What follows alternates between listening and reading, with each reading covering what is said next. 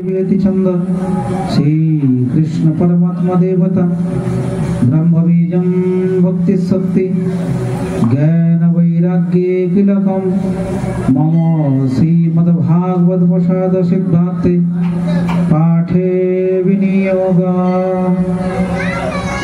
कस्तूरी तिलकं ललाटपटले वक्षस्थलकस्तब्धं नासाग्रे वरमुक्तिकं करतले वेणुकरे काङ्कणं सर्वाङ्गे हरिचन्द्रशूललितं कण्ठे च मुक्तावली गोपस्त्री परिवेष्टित विजयते गोपालचूडामणि अस्ति सतो निक्राग्र विकलात् कल्पभूषणप्लुतं वस्तुतः हरि निर्वाण निर्वकुलं शस्त्रविन्दुले विविधशतकपिशाचावृतं हस्तनस्तनतापवर्गमखिलदलं किशोराकृति नारायणं नमस्कृत्य नरं चैव नरोत्तमं देवीं सरस्वतीं व्यासं ततो जयो मुदीरये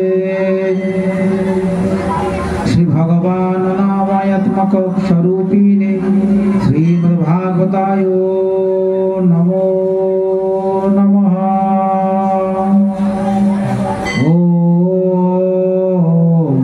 मंत्रपुष्पं समर्पयामि एतद् सचन्दनगन्धपुष्पं समर्पयामि एतद् सचन्दनगन्धपुष्पं समर्पयामि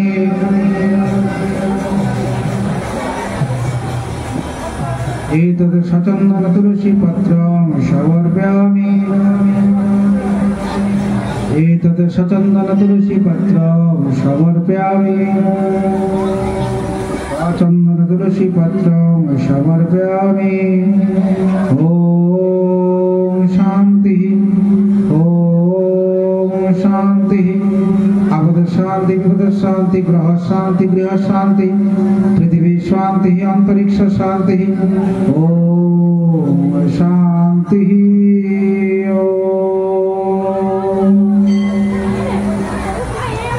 बोलिए श्रीमद्भागवत महापुराण की जय शिव श्री भगवान की जय श्री सुखदेव गोस्वामी पाद की जय श्री परीक्षित जी महाराज की जय जय श्री राधेश्याम वंदे अहं श्री गुरु श्री ज्योतपदकमलं श्री गुरून् वैष्णवांश्च श्री रूपं शक्रजातं सहगण रघुनाथं नितं तं सजीवं साद्वैतं सवधूतं परिजनसहितं श्रीकृष्ण चैतन्यदेवं श्री श्री राधाकृष्ण पदान सहगण ललिता श्री विशाखान्वितांश्च ॐ अज्ञानतिमिरान्धस्य ज्ञानेन शलाकया चक्षुन्मीलितं येन तस्मै श्री गुरवे नमो नमः। ॐ आनन्दलीलामय विग्रहाय हेमावधिवत्सवे सुन्दराय तस्मै महाप्रेम रसपदाय चैतन्यचन्द्राय नमो नमोऽस्ते। हे कृष्ण करुणा सिन्धो दीनबन्धो जगत्पते गोपेश गोपीकान्त राधाकान्त नमोस्तुते। ॐ तप्त कांचन गौरांगी श्री राधे वृंदावनेश्वरी विश्वानुसुते देवी तं नमामि हरिप्रिये। वृंदाय तुलसी दिव्यै प्रियाय केशवस्य च कृष्ण भक्ति पदे देवी शतवतोय नमः। वंशकल्पतरुभ्यश्च कृपा सिन्धुभ्यैव च पतितानां पावनेभ्यो वैष्णवेभ्यो नमो नमः। शिरों श्री सनातन भट्ट रघुनाथ श्री जीव गोपाल भट्ट दास रघुनाथ এই ছয় গোসাইয়ের করি চরণ বন্দন যা হইতে বিঘ্ন না অভীষ্ট পুরাণ গ্রন্থের পারমে করি মঙ্গলাচরণ गुरु वैष्णव भगवान तीनेर शरण तीनेरी शरण हाय विघ्न विनाशन अनायासे हय निज वांछित पूरण। श्री कृष्ण चैतन्य प्रभु नित्यानंद श्री अद्वैत गदाधर शिवास आदि गौर भक्त वृंद हरे कृष्ण कृष्ण कृष्ण हरे हरे हरे राम राम राम हरे हरे। निताय गौर सीतानाथ प्रेमानंदे हरि हरि बोल। निताय गौर सीतानाथ प्रेमानंदे हरि हरि बोल। निताय गौर सीतानाथ प्रेमानंदे हरि हरि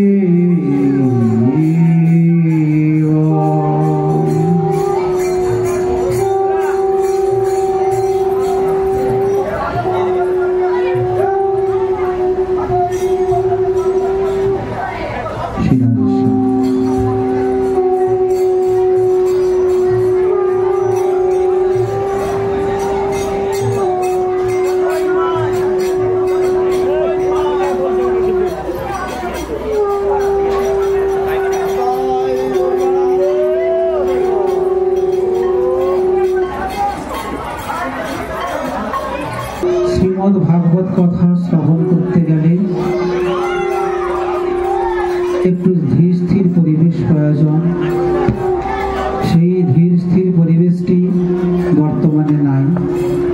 তাই সবাকার শ্রীচরণে ব্যাসপীঠ থেকে আমার বিনম্র নিবেদন, আপনারা দয়া করে এই ভাগবতী কথার পরিবেশটি সুন্দর করুন। সুন্দর সুস্থির পরিবেশ না হলে ভাগবতীয় কথা আস্বাদন ভালোভাবে হয় না।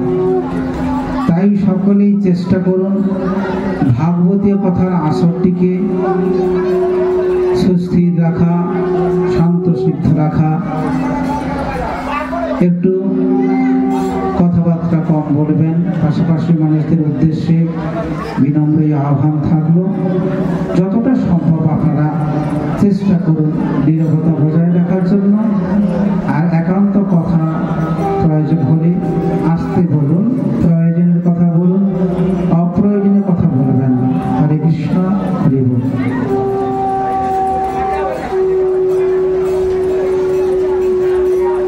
পতিত পাবন শ্রী গৌরহরি ভগবান, যার অশেষ অনুকম্পা, অশেষ কৃপায় আমরা এই গৃহস্বামী আঙিনায় আজকে এই মধ্যাহ্নকালীন সময়ে বসে হরিকথা শোনার এমন সুন্দর দিব্য সুযোগ প্রাপ্ত করিয়াছি। তাই আমরা নিজেদের ধন্যাতি ধন্য মনে করি।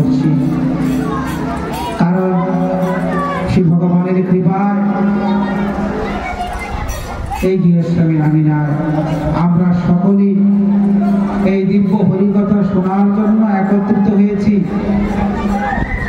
আমরা যে হরিকথা শ্রবণ করার জন্য আজকে একত্রিত হতে পেরেছি, সাধু সঙ্গে বসতে পেরেছি, এটা আমাদের পরম সৌভাগ্য। শ্রীমদ্ ভাগবত বলছেন, জন্ম জন্মান্তরে লভেত পুণ্য ভাগবতম তদা। জন্ম জন্মান্তরের পূর্ণ থাকলেই তবেই ভাগবত শোনার ইচ্ছা জাগে, ভাগবত শ্রবণ করার জন্য বসা হয়। তাই আমরা যে ভাগবত শ্রবণ করার জন্য বসেছি, এটা আমাদের জন্ম জন্মান্তরের সৌভাগ্য। এই ভাগবতের কথা,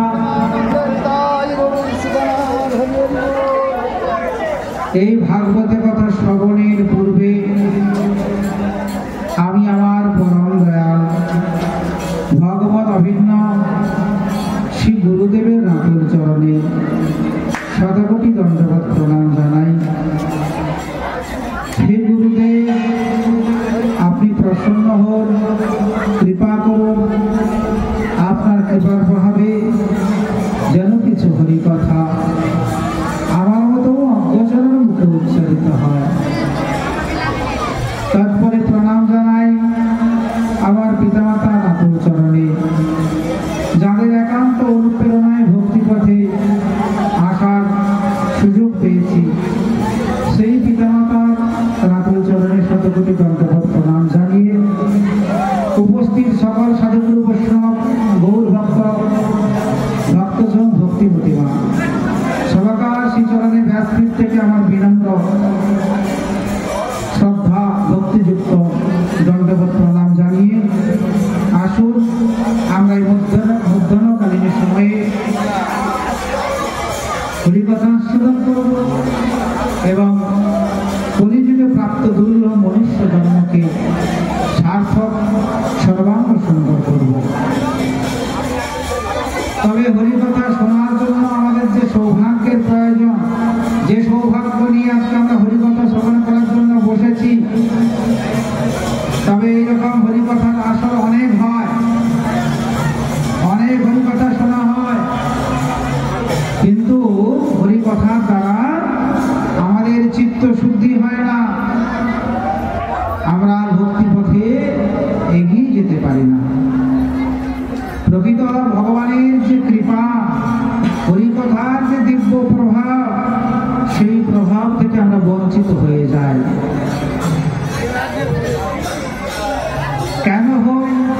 কেন হরিকথার সঞ্জীবনী সুধা আমাদেরকে উজ্জীবিত করতে পারে না? কেন আমরা দৃঢ়তার সঙ্গে ভগবানের শ্রীচরণটিকে ধরতে পারি না? দৃঢ়তার সঙ্গে ভক্তিপথকে গ্রহণ করতে পারি না? সে বিষয়ে আমাদের জানা প্রয়োজন। তবে আমি আবারও অনুরোধ করছি, হরিকথা যে একাগ্রতার সঙ্গে শ্রবণ করতে হবে, নিশ্চিতভাবে। তার জন্য একটু চেষ্টা করুন পরিবেশটা ঠিক রাখার জন্য। আর ভক্তদের জন্য এই যে বসার ব্যবস্থা হয়েছে, এটা অনেক দূর হয়ে গিয়েছে, আরো এগিয়ে এসে কাছে বসলে অনেক ভালো হতো। কথা আমরা তো শ্রবণ করি, তো শ্রবণ করেও ঠিক ক্রিয়া হয় না। হরিকথাটাকে দৃঢ়তার সঙ্গে গ্রহণ করতে পারি না, ভক্তিপথে দৃঢ়তার সঙ্গে এগোতে পারি না, বা হরিকথাতে আমাদের রুচি নাই, হরিকথায় আমাদের রুচি নাই। মাইকের যে কি অবস্থা হচ্ছে আমি বলে বোঝাতে পারছি। মাইক প্রথমে যখন চেক করে দিলাম ঠিক আছে, এখন কেন সমস্যা হচ্ছে জানি না। যাই হোক, তো হরিকথাতে আমাদের রুচি নাই, যদিও রুচি আছে একটু একটু, হরিকথা শুনি, কিন্তু প্রকৃতপক্ষে ভক্তিপথকে দৃঢ়তার সঙ্গে গ্রহণ করতে পারি না। কেন পারি না? নরোত্তম দাস ঠাকুর তার পদাবলীতে বলেছেন, সাধু মুখে হরি কথামৃত শুনিয়া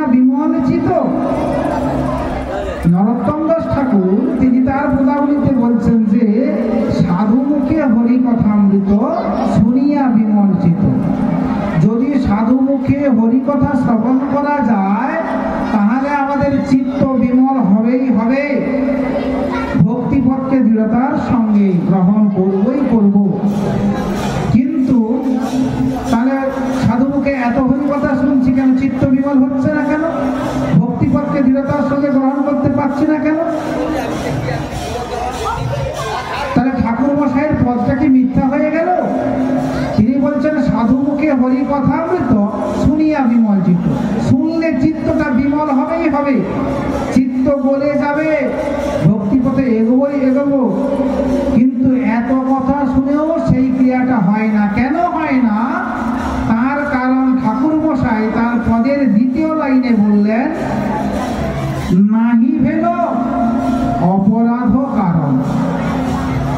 সাধু মুখে হরি কথামৃত শুনিয়া বিমল চিত, পরের লাইনে বললেন নাহি ভেল অপরাধ কারণ। মানে চিত্তটা বিমল হলো না, হরিকথা শুনলাম, হরিকথার ক্রিয়া হলো না, ভক্তিপথকে দৃঢ়তার সঙ্গে গ্রহণ করতে পারলাম না, শুদ্ধ বৈষ্ণবীয় আচার গ্রহণ করতে পারলাম না। কেন পারলাম না? তার উত্তরে ঠাকুর মহাশয় তার পদের দ্বিতীয় লাইনে বললেন, নাহি ভেল অপরাধ কারণ। আমাদের মধ্যে অনেক অপরাধ আছে, এই অপরাধের কারণে হরিকথার সঞ্জীবনী সুধাটা ঠিক আমরা গ্রহণ করতে পারছি না, ঠিক প্রভাব বিস্তার হচ্ছে না, ভক্তি পথে দৃঢ়তার সঙ্গে যেতে পারছে না। এত হরিকথা শুনছি কিন্তু দৃঢ়তার সঙ্গে ভক্তি পথকে গ্রহণ করতে পারছে না। কেন? তার কারণ না অপরাধ কারণ। নাহি ভেল অপরাধ কারণ, অপরাধের কারণে।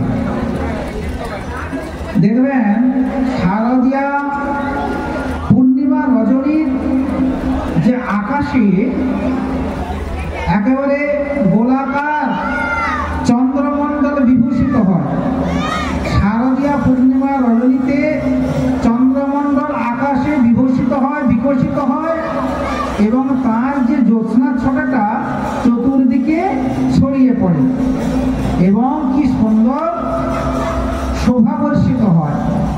কিন্তু যদি ওই দিনে কোনো কারণে ঘন কালো মেঘ এসে চন্দ্রমণ্ডলকে ঢেকে দেয়, তাহলে কি জ্যোৎস্না ছোটটা পৃথিবীতে এসে পড়বে? চতুর্দিককে সুন্দর করে আলোকিত করবে? করবে না। কেন না? কালো মেঘ এসে চন্দ্রমণ্ডলকে ঢেকে দিয়েছে। ঠিক একই রকম করে হরিকথার সঞ্জীবনী সুধাটা আমাদের চিত্তের ভেতরে গিয়ে চিত্রকে দ্রবীভূত করার কথা ছিল, কিন্তু কেন হলো না? অপরাধের কালো মেঘ এসে আমাদের চিত্তটাকে ঢেকে রেখেছে। হরিকথার সঞ্জীবনী সুধাটা আর ভেতর পর্যন্ত যাচ্ছে না, অপরাধের কালো মেঘে আমাদের চিত্তটা ঢাকা পড়ে আছে। কি অপরাধ? না দুই রকম অপরাধ। পূর্ব জন্মের অপরাধ, একে বলা হয় প্রারব্ধের অপরাধ। আর এ জন্মে আমাদের রিপুগুলো আমাদের বশীভূত নয়, আমাদের ইন্দ্রিয়গুলো আমাদের নিয়ন্ত্রণে নেই। তাই এই ঋতুগুলো, এই ইন্দ্রিয়গুলো এদের তাড়নায় পড়ে এ জন্মে অনেক অপরাধ করে যাচ্ছে। এটাকে বলা হয় অপ্রারব্ধের অপরাধ। এই প্রারব্ধের অপরাধ পূর্ব জন্মে, আর এ জন্মে অপ্রারব্ধের অপরাধ। এই দুই অপরাধের মেঘে, কালো মেঘে আমাদের চিত্তটা ঢাকা, যে কারণে হরিকথার সঞ্জীবনী সুধা ভেতর পর্যন্ত আর যেতে পারছে না।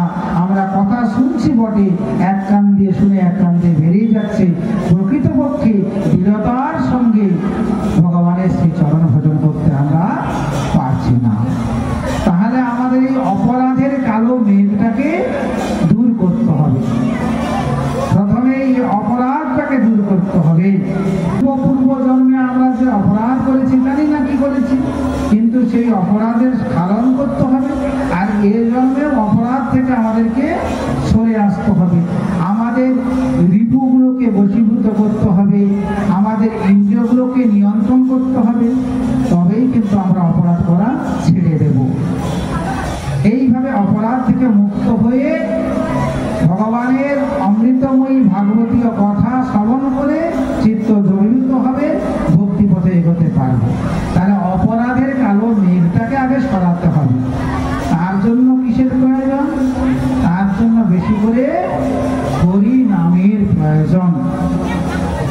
নামের দ্বারা কৃতে যদ্ধেত বিষ্ণু ত্রেতয়াং যততমকই দাপরে পরিচর্যায়াং অলৌ তদহরি কীর্তনা।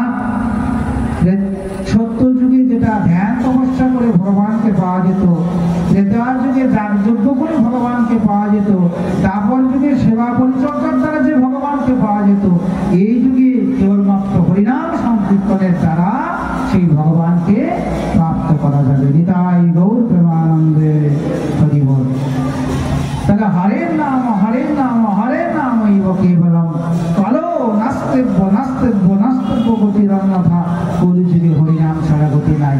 এই হরিনাম গ্রহণের দ্বারা কি হবে? আস্তে আস্তে আমাদের অপরাধগুলো চলে যাবে। এই যে পূর্ব জন্মের অপরাধ সেটাও নষ্ট হবে, আর এ জন্মের অপরাধ করার ইচ্ছে বা মানসিকতা সেটাও আস্তে আস্তে নষ্ট হয়ে যাবে। আমরা শুদ্ধ হতে পারবো, আর সেই শুদ্ধ হৃদয়ে হরিকথা সঞ্জীবিনী সুধা আমাদের হৃদয়ে প্রবেশ করে হৃদয়টাকে দ্রবীভূত করবে। আমরা ভক্তিপথকে দৃঢ়তার সঙ্গে গ্রহণ করতে পারবো। তা আমাদের পরম সৌভাগ্যের বিষয়, শ্রী ভগবানের অশেষ কৃপা অশেষ অনুকম্পায় আজকে এই গৃহস্বামী যার শ্রীঅঙ্গনে হরিনামের অমৃত ধারা প্রবাহিত হয়ে গিয়েছে। অষ্টম প্রহর নাম যজ্ঞ এখানে সমাপন হয়েছে। এত বৃহৎ যজ্ঞানুষ্ঠান, কলিযুগে এই নাম যজ্ঞকে সর্বশ্রেষ্ঠ বলা হয়েছে। তাই এই অষ্টম প্রহর নাম যজ্ঞ এখানে হয়েছে।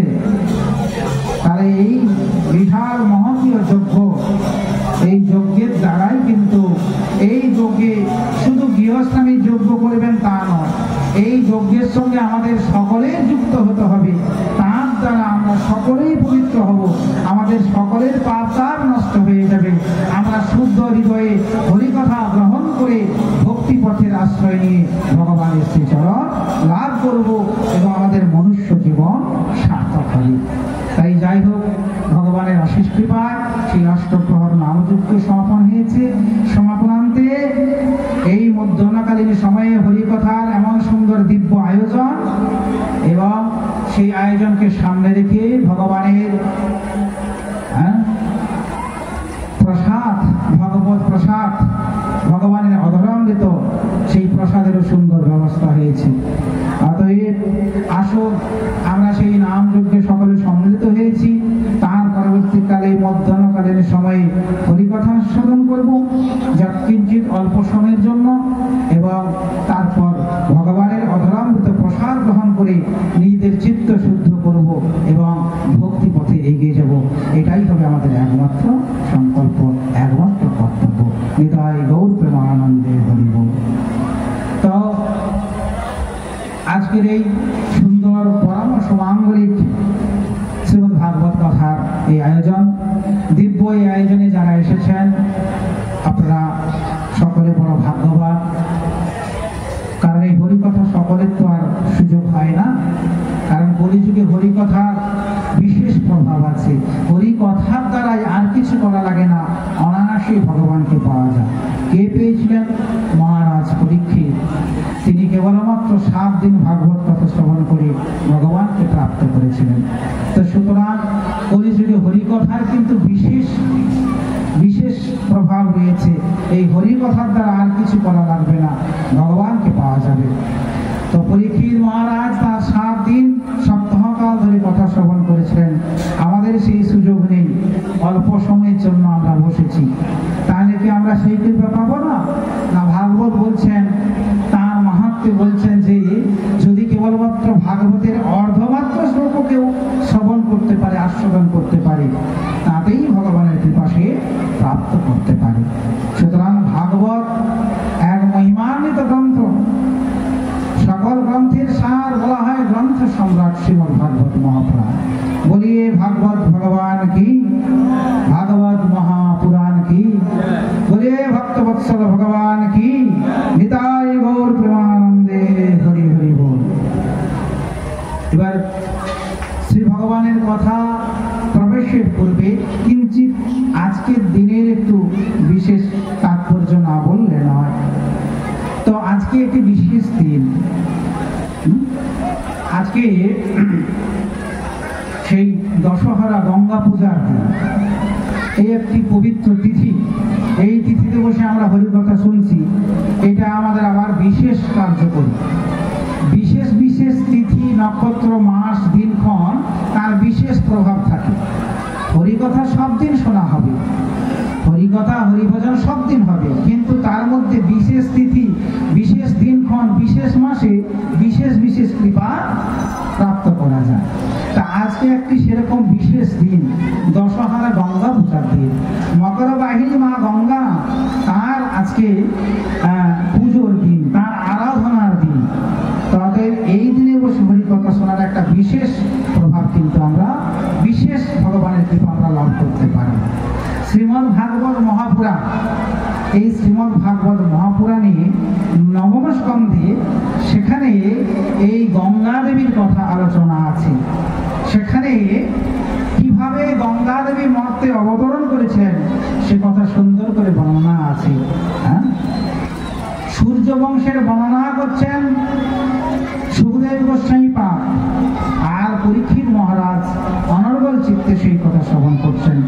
সূর্য বংশের বর্ণনা প্রসঙ্গে সুখদেব গোস্বামী পাদ পরীক্ষিত মহারাজকে অম্বরীশের কথা শুনিয়েছেন, মানধাতার কথা শুনিয়েছেন, সগর রাজার কথা শুনিয়েছেন, এবং বলছেন যে সেই সগর রাজার বংশ, সেই বংশের বর্ণনা প্রসঙ্গে সুখদেব গোস্বামী পাদ পরীক্ষিত মহারাজকে বলছেন, জানো পরীক্ষিত, এই বংশের পরম্পরায় একজন এসেছিলেন, রাজা হয়েছিলেন, যার নাম ছিল ভগীরথ। এই ভগীরথের দ্বারাই কিন্তু গঙ্গা দেবী তিনি মর্তে অবতরণ করেছিলেন। তো কি সেই কথা?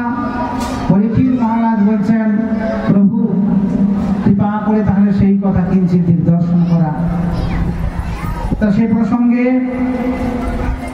সুখদেব গোস্বামী পাদ পরীক্ষিত মহারাজকে বলছেন, জানো পরীক্ষিত, এই সগর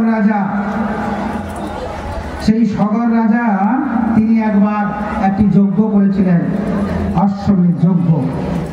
সেই যজ্ঞে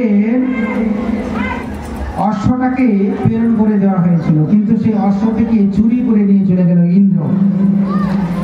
যখন অশ্বটা চুরি করে নিয়ে চলে গেল, তাহলে অশ্বমেধ যজ্ঞ সমাপন করা সম্ভব নয়, তাহলে সেই অশ্বকে ফিরিয়ে আনতে হবে। তখন সগর রাজার 2 পত্নী ছিল, তা এক পত্নীর গর্ভে 60,000 পুত্র ছিল। সেই 60,000 পুত্র পিতাকে বলল, পিতা চিন্তার কোনো কারণ নেই, আমরা সেই যজ্ঞের অশ্বটিকে ফিরিয়ে আনব। চতুর্দিকে সেই যজ্ঞের অশ্ব অন্বেষণে তারা ছুটলেন, কিন্তু সেই অশ্বটিকে পাওয়া গেল না। পাওয়া গেল শেষে কোথায়? কপিল মুনির আশ্রমের পাশে। কপিল মুনি সমাধিস্থ হয়ে আছেন আজও গঙ্গা সাগরে, ভাগীরথীর মোহনায়। সেই কপিল মুনি আশ্রমের পাশে সেখানে সেই অশ্বটিকে পাওয়া গেল। এখন এই সগর রাজার 60,000 পুত্র তারা চিন্তা করলেন যে কপিল মুনি এই অশ্বটিকে চুরি করে রেখেছে, কিন্তু ইন্দ্র যে ওখানে চুরি করে রেখে চলে গিয়েছে সেটা জানা ছিল না তাদের। তারা কপিল মুনিকে দোষী সাব্যস্ত করে নানান কটু কথা বললেন কপিল মুনিকে। কপিল মুনি তখন ক্রোধের অগ্নিতে জ্বলে উঠলেন, এত ক্রোধের অগ্নিতে জ্বলে উঠলেন, সেই ক্রোধের অগ্নি দ্বারা 60,000 পুত্র সেখানে ছাই ভস্মে পরিণত হয়ে গেল। এই জন্য সাধু বৈষ্ণব মুনি ঋষি এদের প্রতি আপনি অসন্তুষ্ট হবেন না। মহান্তের স্বভাব কারিতে পামর, নিজ কার্য ছেড়ে যান পরভর। সাধু মহান্তরা কখনো কারো খারাপ চান না, বরং তারা নিজের কার্য ছেড়ে অপরের কল্যাণের জন্য তারা বেরিয়ে পড়েন।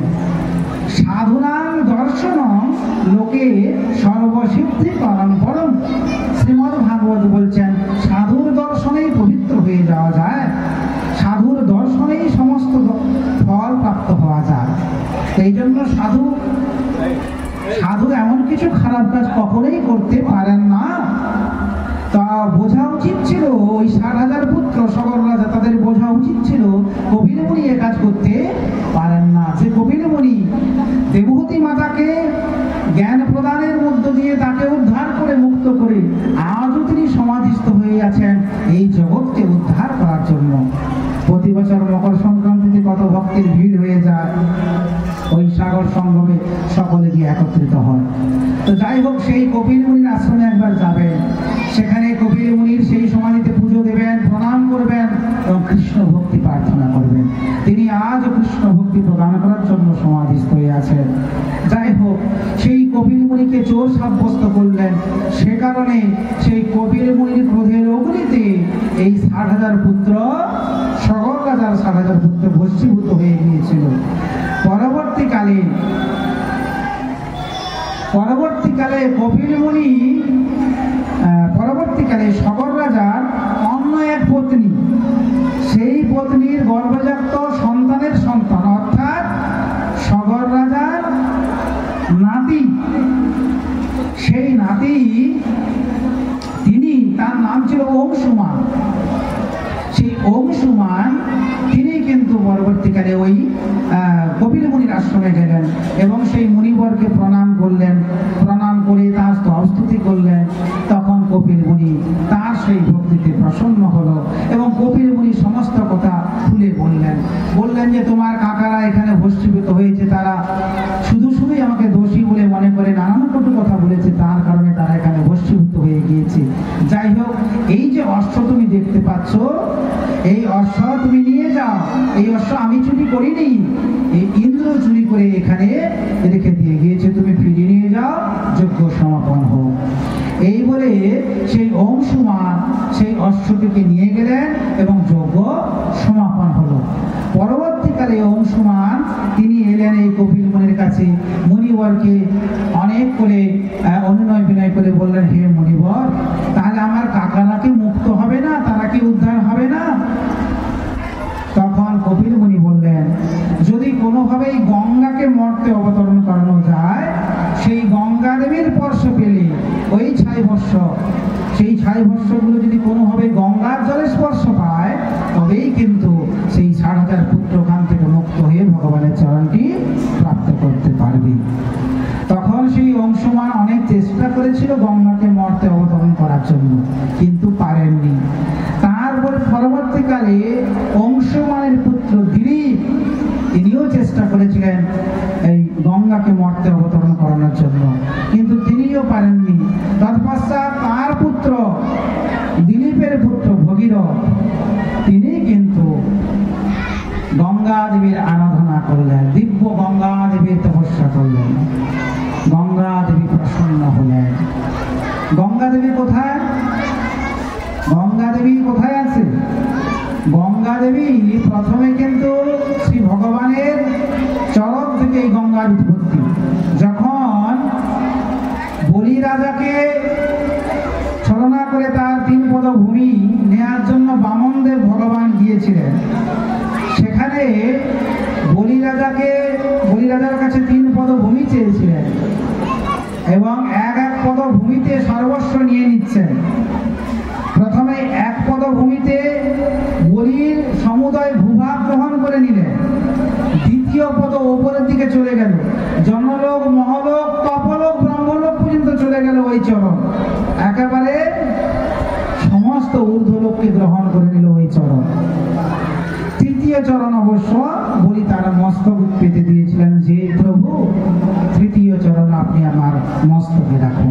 যাই হোক, যখন ওই দ্বিতীয় চরণ উপরে চলে গিয়েছিল, মহলোক, জনলোক, তপলোক পর্যন্ত চলে গেল, সেখানে ব্রহ্মাজি দেখলেন, বাহ কি সুন্দর চরণ এখানে চলে এসেছে, এই তো ভগবানের কি সুন্দর এখানে ধ্বজ, অঙ্কুশ, হ্যাঁ, এই যুক্ত চরণ তো ভগবান ছাড়া কারো হতে পারে না, তাহলে এটি হলো ভগবানের চরণ। তাই সেখানে ব্রহ্মাজি সেই চরণটাকে কমণ্ডলের জল থেকে ধৌত করে দিয়েছিলেন। সেই যে চরণটা ধৌত হয়ে গেল, সেই চরণ ধৌত জল থেকে গঙ্গার উৎপত্তি হয়ে গেল। এখন সেই গঙ্গা যে নিচে আসবে, পতিত হলে তার ভার গ্রহণ করা, তার বেগটাকে গ্রহণ করা বড় মুশকিল ব্যাপার।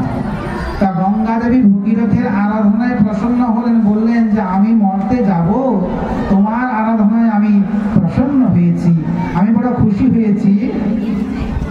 এখন আমি যে মর্তে যাব, মর্তে আমার বেগটা ধরবে কে? আমার যে বেগ, সেই বেগটা কিন্তু সকলে ধরতে পারবে না। আমি যখনই এই মর্তে পতিত হবো, সঙ্গে সঙ্গে আমি আবার পাতালে চলে যাব, একেবারে ভূভাগ বিদীর্ণ করে পাতালে চলে যাবো। এই বেগ ধরতে পারবে না সকলে। আগে চেষ্টা করো কে আমার বেগ সামলাতে পারবে, ধরতে পারবে, সম্বরণ করতে পারবে। তখন সেই ভগীরথ দেবাদিদেব মহাদেবের শ্রীচরণে দিব্য মহাদেবের স্তব স্তুতি করলেন, মহাদেবকে প্রসন্ন করলেন। মহাদেব বললেন, আমি ওই গঙ্গা দেবীর বেগকে প্রতিহত করব। আমি প্রথম আমার জটার মধ্যে সেই বেগটা ধারণ করব, তারপর আস্তে আস্তে জটা থেকে আমি সেই গঙ্গাকে মর্তে বিদীর্ণ করে দেব, মর্তে পাঠিয়ে দেব। মূল বেগটা আমি ধরব, কারণ ভক্তের ডাকে আজকে সেই মহাদেব প্রসন্ন হয়েছেন এবং তিনি কৃপা করছেন ভগীরথকে, যে তোমার এই আরাধনা, তোমার এই ভক্তি, আমার প্রতি তোমার এই ভালোবাসা, এই ভক্তিতে আমি বড় প্রসন্ন হয়েছি। তো সেজন্য আমি তোমার জন্য এইটুকু নিশ্চয়ই করব। তাই এখন সেই ভগীরথ মা গঙ্গাকে নিয়ে এলেন। সেই ভগবানের শ্রীচরণ থেকে সেই গঙ্গা দেবী তিনি এলেন। আসার পর প্রথমেই মহাদেব তিনি তার জটাতে সেই গঙ্গার বেগটাকে ধরলেন, বেগটাকে প্রতিহত করলেন। সেখান থেকে তার বেগটা অতিশয় কমে গেল। তারপর আস্তে আস্তে জটা থেকে মহাদেব সেই গঙ্গাকে মর্তভূমির উদ্দেশ্যে পাঠিয়ে দিলেন। ভগীরথ আগের দিকে রথে করে যাচ্ছেন শঙ্খ বাজাতে বাজাতে, আর গঙ্গা মা, নগর বাহিনী গঙ্গা মা পেছনে পেছনে আসছেন। যেখান দিয়ে গঙ্গা দেবীকে নিয়ে আসা হচ্ছে, বিভিন্ন শহর নগর গ্রাম পেরিয়ে আসছেন, সেই সব জায়গাকে পবিত্র করতে করতে গঙ্গা দেবী চলে এলেন কোথায়? সেই কপিল মুনির আশ্রমের পাশে। সেখানে সেই যে তার সেই পূর্বপুরুষরা, সেই যে ৬০০০ পুত্র, তারা ধ্বংস হয়ে আছে ছাই ভস্ম হয়ে, গঙ্গা দেবী সেখান দিয়ে সেই ছাই ভস্মের উপর দিয়ে প্রবাহিত হয়ে এলো ভগীরথের দ্বারা। তখন সেই ছাই ভস্ম থেকে সেই যে ৬০০০ পুত্র যারা ভস্মীভূত হয়েছিল, তারা সকলেই আবার দিব্য দেহ লাভ করলো এবং তারা সেই গঙ্গা দেবীকে প্রণাম করলো, কপিল মুনিকে প্রণাম করলো এবং সেই ভগীরথকে তারা প্রণাম করলো, যে ভগীরথের কৃপায় আজকে তারা মুক্ত হতে পারলেন। আজকে মুক্ত হয়ে তারা শ্রী ভগবানের ধামে চলে গেলেন। বলিয়ে ভক্তবৎসল ভগবান কি, বলিয়ে গঙ্গা মাতা কি, বলিয়ে কপিল মুনি কি, বলিয়ে ভগীরথ কি। নিতাই গৌর প্রেমানন্দে হরি হরি। এখন সুখদেব গোস্বামী পাদ পরীক্ষিত মহারাজকে বলছেন, ভস্যে ভূতঙ্গ সঙ্গিন সরজাতা সকলাত্মজা কিং পুনঃশব্দয়া দেবী যে সেবন্তে দিতব্রতঃ। বলছেন, হে রাজন, পরীক্ষিত মহারাজ বলছেন, পরীক্ষিত মহারাজকে বলছেন সুখদেব গোস্বামী পাদ, বলছেন, হে রাজন, সগর সন্তানগণ ব্রাহ্মণের নিকট অপরাধ করিয়া ভস্মীভূত অঙ্গ দ্বারা গঙ্গা স্পর্শ করিয়া যখন স্বর্গপ্রাপ্ত হইলেন, তখন যাহারা নিয়ম করিয়া শ্রদ্ধার সহিত গঙ্গার সেবা করেন, তাহারা যে মুক্ত হইবেন তাতে আর সন্দেহ কি। কপিল মুনির চরণে অপরাধ করে সগর রাজার যে ৬০০০ পুত্র ভস্মীভূত হয়ে গিয়েছিল, তারা আজকে গঙ্গার স্পর্শ পেয়ে মুক্ত হয়ে চলে গেল। কপিল মুনির চরণে অপরাধ করেও আজকে গঙ্গার স্পর্শ পেয়ে তারা মুক্ত হয়ে চলে গেল। আর আমরা যদি শ্রদ্ধার সঙ্গে অপরাধ মুক্ত হয়ে গঙ্গার সেবা করি, গঙ্গার আরাধনা করি, তাহলে আমরা যে সমস্ত পাপ ধাপ থেকে মুক্ত হয়ে ভগবানের শ্রীচরণ পাবো, তাতে কোনো সন্দেহ নাই। নিতাই গৌর প্রেমানন্দে হরি বল। তো এইভাবে মর্তে গঙ্গাকে অবতরণ করানো হয়েছিল। তো শাস্ত্রকারগণ বলছেন যে এই যে আমাদের বৈশাখ মাসের অক্ষয় তৃতীয়া চলে গেল, অক্ষয় তৃতীয়ার দিন মর্তে গঙ্গাকে অবতরণ করানো হয়েছিল। আবার কোনো শাস্ত্রকারগণ বলছেন যে না, আজকের দিনে দশহারা গঙ্গা পূজা, আজকের গঙ্গা দেবীকে জ্যৈষ্ঠ মাসের এই শুক্লপক্ষের দশরা তিথিতে এই আজকের তিথিতে গঙ্গাকে মর্তে অবতরণ করানো হয়েছিল। সে যাই হোক, সে বিষয়ে দ্বিমত থাকতে পারে, তবে এ বিষয়ে কোনো দ্বিমত নেই। আমরা যদি শ্রদ্ধার সঙ্গে গঙ্গার সেবা করতে পারি, গঙ্গা জল দ্বারা ভগবানের সেবা পূজা করতে পারি, গঙ্গা স্নান করতে পারি, এবং তাহলে আমরা যে পবিত্র হব, সমস্ত পাপ থেকে মুক্ত হতে পারবো, সেই বিষয়ে কোনো সন্দেহ নাই। যাই হোক, এই হলো আজকের দিনের বিশেষ তাৎপর্য, আজকের দিনের আলোচনা। এরপর আমরা আর কিঞ্চিত সময় অন্য কোনো ভাগবতের বিষয়, এই যে তত্ত্ব আপনারা শ্রবণ করলেন, গঙ্গা দেবীর মর্তে অবতরণ, এই তত্ত্ব কিন্তু শ্রীমদ্ ভাগবতের নবম স্কন্ধে সুখদেব গোস্বামী পরীক্ষিত মহারাজকে শ্রবণ করেছেন, সেই কথা আপনারা শ্রবণ করলেন। এরপর আমরা অন্য কোনো এক লীলা আজকে আস্বাদন করব, সেটাও শ্রীমদ্ ভাগবত থেকে। শ্রীমদ্ ভাগবতে বলা হয় শ্রীমদ্ ভাগবত গ্রন্থ সম্রাট, শ্রীমদ্ ভাগবত মহাপুরাণ। তো শ্রীমদ্ ভাগবত মহাপুরাণ চতুর্বর্গের ফল প্রদান করেন, ধর্ম, অর্থ, কাম, মোক্ষ। এই চতুর্বর্গের ফল শ্রীমদ্ ভাগবত দ্বারাই প্রাপ্ত হইয়া থাকে। এমনকি এই চতুর্বর্গের ফল বাদ দিয়েও পঞ্চম পুরুষার্থ যা ভক্তি, সেই ভক্তিটাও কিন্তু এই ভাগবতের দ্বারাই প্রাপ্ত হইয়া থাকে। তা এই জন্য আসুন আমরা সেই ভাগবত গঙ্গায় অবগাহন করি এবং ভক্তি প্রাপ্ত করি, যে ভক্তির দ্বারা আমরা ভগবানকে কাছে পেতে পারবো, ভগবানের কৃপা আমরা লাভ করে আমাদের জীবন সার্থক করতে পারবো। শ্রীমদ্ ভাগবত মহাপুরাণে আমরা আরেকটি বিশেষ সুন্দর লীলা আস্বাদন করব। শ্রীমদ্ ভাগবতের প্রথমের দিকে যখন সৃষ্টি তত্ত্বের আলোচনা হয়েছে, যখন এই পৃথিবী জলমগ্ন ছিল, কোথাও কিচ্ছু ছিল না, এই চরাচর জগৎটা তো ভগবান সৃষ্টি করেছেন। সৃষ্টি করার পর প্রথম কি করলেন? ভগবান ব্রহ্মাজিকে সৃষ্টি করলেন এবং তাকে দায়িত্ব দিলেন যে হে চতুরানন ব্রহ্মা, আমি তোমাকে আদেশ দিলাম, এই জগতে সর্বত্র জলমগ্ন, কোথাও কিছু নেই, কোনো জীব নেই, অতএব আস্তে আস্তে তুমি এই সৃষ্টি কার্যের বিস্তার করো। বিশেষ করে মনুষ্য জীব সৃষ্টির দায়িত্ব তোমাকে দিলাম, তুমি মনুষ্য জীব সৃষ্টি করে জগৎকে পরিপূর্ণ করে দাও। এই যখন শ্রী ভগবান ব্রহ্মাজিকে আদেশ করলেন, ব্রহ্মাজি তখন সৃষ্টি রচনা শুরু করলেন জগতে।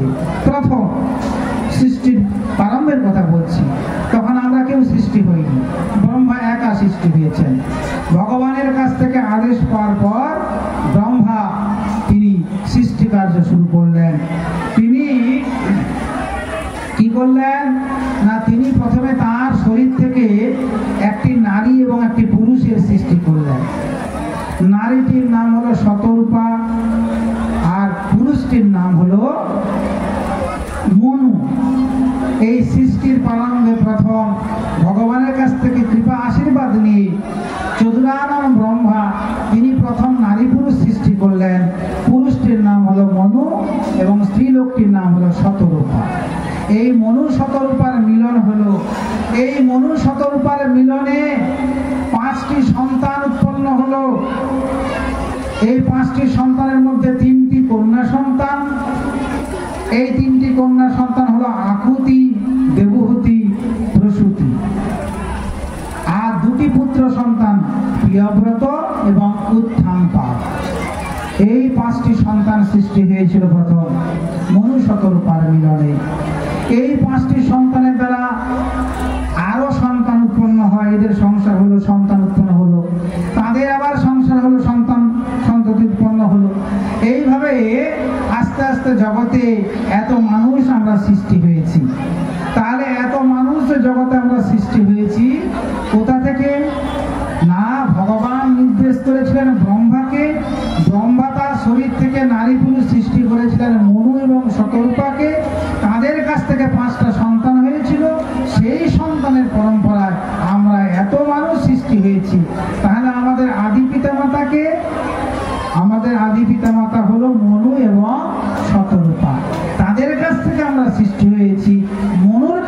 আমরা সৃষ্টি হয়েছি, তাই আমাদের বলা হয় মানুষ। আমাদেরকে যে মানুষ বলা হয়, কেন বলা হয়? আমরা মনুর কাছ থেকে সৃষ্টি হয়েছি পরম্পরায়, তাই আমাদের মানুষ বলা হয়। যাই হোক, এখন সেই যে 5টি সন্তান হলো, 3টি কন্যা সন্তান, 2টি পুত্র সন্তান, সেই সন্তানগুলো তাদের আবার সংসার হলো। তাদের যে সংসার হলো তার সুন্দর বিবরণ ভাগবতে সুন্দর করে বর্ণনা আছে। 3টি কন্যা সন্তানকে কাকে কাকে বিয়ে দেওয়া হলো, তাদের ঘরে কোথা থেকে কি সন্তান হলো না হলো, এই সুন্দর বিবরণ শ্রীমদ্ ভাগবতে সুন্দর করে বর্ণনা আছে। একেবারে প্রায় 50 স্কন্ধ পর্যন্ত বর্ণনা আছে।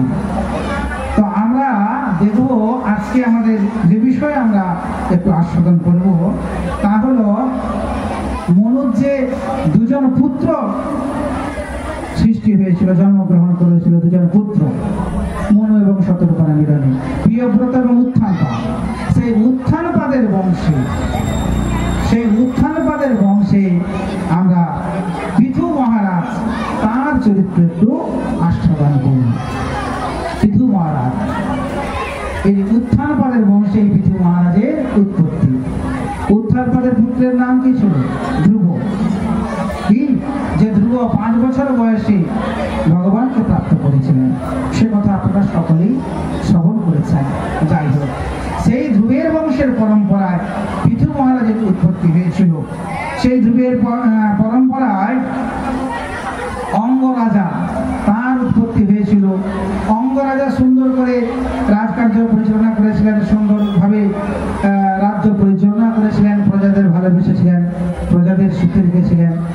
অঙ্গের পুত্র বেন, সেই বেন কিন্তু খুব দুরাচারী ছিল। এত দুরাচারী ছিল, সেই দুরাচারীর কারণে তার পিতা অঙ্গ পর্যন্ত সমস্ত কিছু ত্যাগ করে চলে গেল, রাজত্ব ত্যাগ করে চলে গেল। পিতা পর্যন্ত থাকতে পারল না ওই পুত্রের জন্য। এমন পুত্র জন্মগ্রহণ করলো, বেন নামে যে পুত্র, এই পুত্রের দ্বারা কি হলো? ইনি রাজা হলেন বটে, রাজা হয়ে সর্বত্র ধর্মকর্ম, সমস্ত ধর্মকর্মের বিরুদ্ধে এসে দাঁড়ালেন, সর্বত্র বন্ধ করে দিল ধর্মকর্ম। হ্যাঁ, সাধু সন্তদের উপর অত্যাচার শুরু হলো, সাধু বাংলা ব্রাহ্মণ বৈষ্ণবের উপর অত্যাচার চলছে। তো সেই জন্য তার পিতা অঙ্গ, তিনি রাজ্য ছেড়ে চলে গেলেন।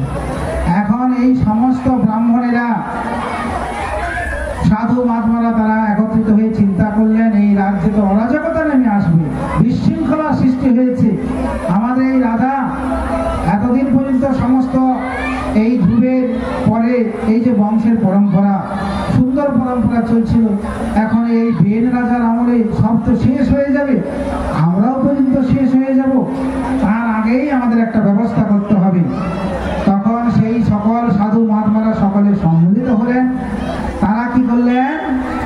ওই বেনকে হত্যা করে দিলেন। কিরকম হত্যা করলেন না, তারা ক্রোধের দৃষ্টিতে বেনের দিকে তাকালেন। সেই ক্রোধের অগ্নিতে, সাধু মহাত্মার ক্রোধের অগ্নিতে বেন রাজা মারা গেল। মানে এরকম রাজা থাকার থেকে না থাকাই ভালো। যে রাজার দ্বারা জগতে ধর্মকর্ম বিলুপ্ত হয়ে যায়, মানুষ দুরাচারী, ব্যভিচারী, অনাচারী হয়ে যায়, সেই রাজার থাকার থেকে না থাকাই ভালো। সেই রাজ্যে অশান্তি নেমে আসে। এটা হলো রাজ্যের কথা। চলে আসুন, রাজ্য থেকে ছেড়ে আমরা সংসার জীবনে ঢুকে যাই। যে সংসারের মধ্যে মালিক যিনি হবেন, তিনি যদি অনাচারী, ব্যভিচারী, দুরাচারী হয়, তাহলে সেই সংসারে কখনোই শান্তি থাকবে না। ধর্মকে প্রতিষ্ঠা করবে, ধর্মকে প্রতিষ্ঠা করে ধর্মের আশ্রয়ে যে সংসার চলবে, যে সংসারের মালিক, মূল স্তম্ভ যিনি ধর্মপথে থাকবেন, ধর্মের আশ্রয়ে সকলকে পরিচালিত করবেন, দেখবেন সেই সংসারে শান্তি নিয়ে আসবে, সেই সংসারে থেকে আনন্দ লাভ করা যাবে, সেই সংসারে একটা তৃপ্তি বোধ করা যাবে। কিন্তু যদি সংসারটা ব্যভিচারে, অনাচারে, দুরাচারে ভরে যায়, সংসারের মূল মালিক যদি ব্যভিচারী, অনাচারী হয়, ধর্মপথে না থাকে, ধর্মপ্রাণ না হয়, তাহলে সেই সংসারে কোনোদিন সুখ থাকে না। সেই সংসারে অর্থ, টাকা পয়সা থাকতে পারে, সংসারে কখনো সুখ আসে না। তো তো সেই জন্য এখন রাজ্যে দেখা দিল অশান্তি, অরাজকতা, বেন রাজা দুরাচারী। তাই সেই বেন রাজাকে ধ্বংস করে দিলেন সাধু মহাত্মারা। এখন বেন রাজা তো মারা গেল, তো রাজা বিহীনে রাজ্য কেমন করে চলতে পারে? রাজা না থাকলেও কি রাজ্য পরিচালনা করা সম্ভব? কে চালাবে রাজ্য? এখন আবার চোর ডাকাতের উপদ্রব বেড়ে গেল, কেন? রাজা নেই। এই সুযোগে চোর ডাকাতরা তারা সমস্ত রাজ্য অধিকার করে নিচ্ছে, সর্বত্র চুরি ডাকাতি রাহাজানি চলছে। তো এই জন্য রাজার প্রয়োজন। তখন সেই সাধু মহাত্মা যারা ছিল তারা তখন কি করলেন না, তারা তখন চিন্তা করলেন এই রাজ্যে একজন রাজার প্রয়োজন। কোথা থেকে রাজা পাওয়া যাবে? না, বেন রাজা এখনো যে মারা গিয়েছে, এখনো তার পতন শুরু হয়নি, তাকে বিশেষভাবে সংরক্ষিত করে রাখা হয়েছে।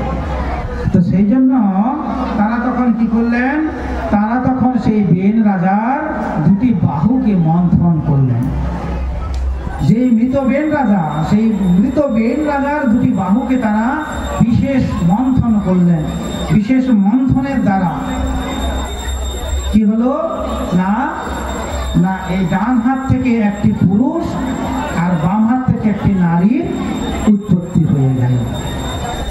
ভাগবত বলছেন, এ সাক্ষাৎ বংশজাত লোকরিলক্ষয়া ইয়ং চতৎপরাহি শ্রীরনুযজ্ঞপায়িনী। বলছেন ভগবান শ্রীহরির অংশ লোকরক্ষার নিমিত্ত পৃথুরূপে অবতীর্ণ হয়েছেন।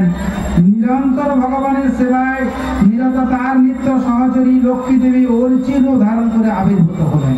সেই যে বেন রাজার হস্ত দুটিকে মন্থন করা হলো, সেই সাধু মহাত্মারা তারা হরিধ্বনি সহকারে হরি নামের আশ্রয় নিয়ে হাত দুটিকে মন্থন করলেন। মৃত সেই বেন রাজার হাত দুটি থেকে নারী পুরুষের সৃষ্টি হলো। পুরুষটির নাম হলো পৃথু আর স্ত্রীলোকটির নাম হলো অর্চি। এই পৃথু এবং অর্চি এরা সাক্ষাৎ ভগবানের অংশ।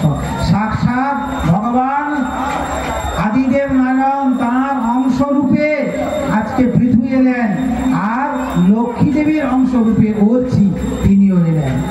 আসলে এই যে সাধু মহাত্মারা বিপদে পড়েছেন, তাদেরকে রক্ষা করার জন্য ভগবান নিজে আজকে পৃথুরূপে অবতীর্ণ হলেন। তাহলে ভগবান শ্রীমদ্ ভগবত গীতাতে বললেন, কি বলেছিলেন? ভগবান কেন আসেন যুগে যুগে?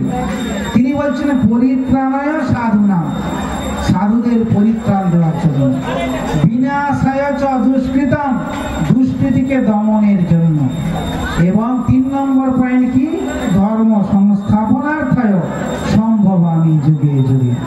ভগবান এই 3টা কারণে আসেন, সাধুদের পরিত্রাণ দেওয়ার জন্য, আর দুষ্কৃতিকে দমনের জন্য, আর ধর্মের পুনঃপ্রতিষ্ঠা করার জন্য।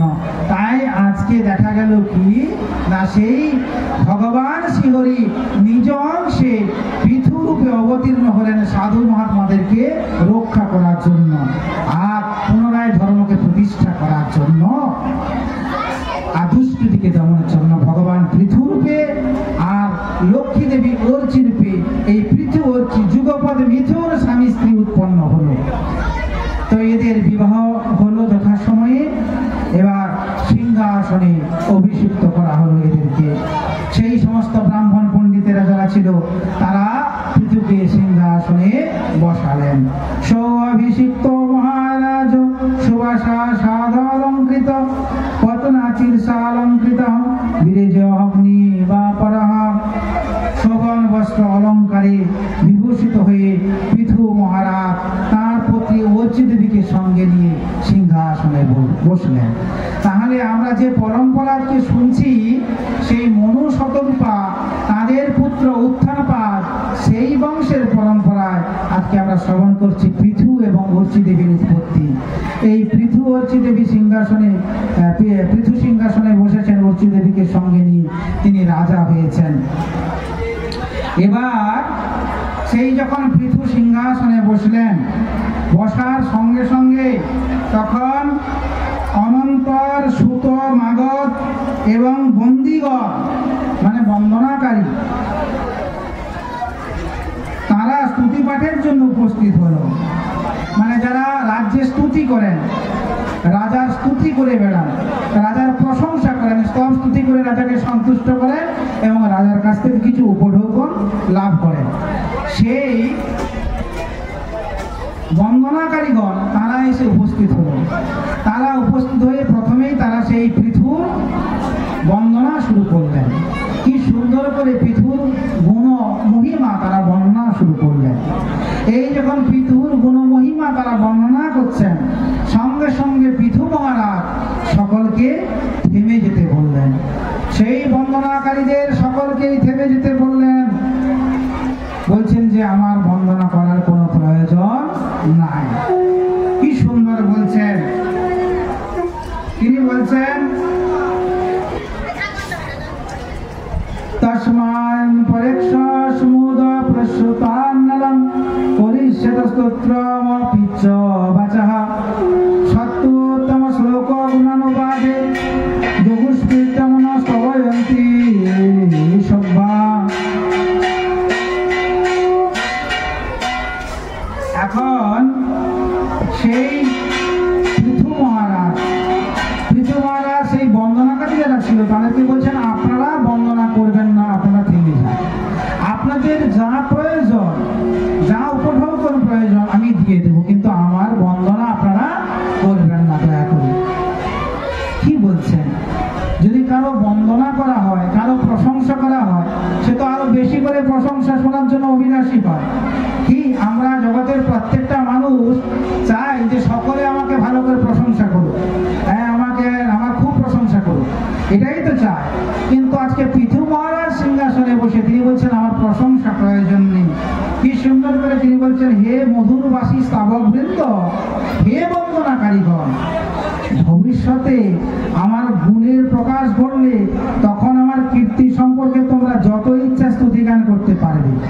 আর দেখো পুণ্যশ্লোক ভগবান শ্রীহরির গুণকীর্তনের মতো সাধুবাদ যোগ্য বিষয় থাকা সত্ত্বেও তুচ্ছ মানুষের স্তব করা কোনো শিষ্ট ব্যক্তির অভিষ্কৃত হতে পারে না। কি সুন্দর কথা বলছেন পৃথু। তিনি বলছেন ভগবান শ্রীহরির কথা, তার স্তব স্তুতি যত করব ততই আমাদের আনন্দ হবে, যত শ্রবণ করব তার স্তব স্তুতি, তার গুণগাথা, ততই আমরা তার কৃপা লাভ করব। জগতে এই ভগবানের গুণগাথার কাছে কোনো মানুষের গুণগাথা কি আলোচনা করা যায়? মানুষের গুণগাথা কি শোভা পায়? সে যত বড়ই ব্যক্তিত্ব হোক না কেন, যত বড়ই মানুষ হোক না কেন, যত বড় বৈষ্ণব হোক না কেন, যত সাধু ব্যক্তি হোক না কেন, তার গুণগাথা আর ভগবানের গুণগাথাকে সমান হয়? ভগবানের গুণগাথার কাছে একটা মানুষের গুণগাথা দুটো কি কখনো সমান হতে পারে? আমি একটা মানুষ, অতএব আমার থেকে বরং অনেক ভালো হবে।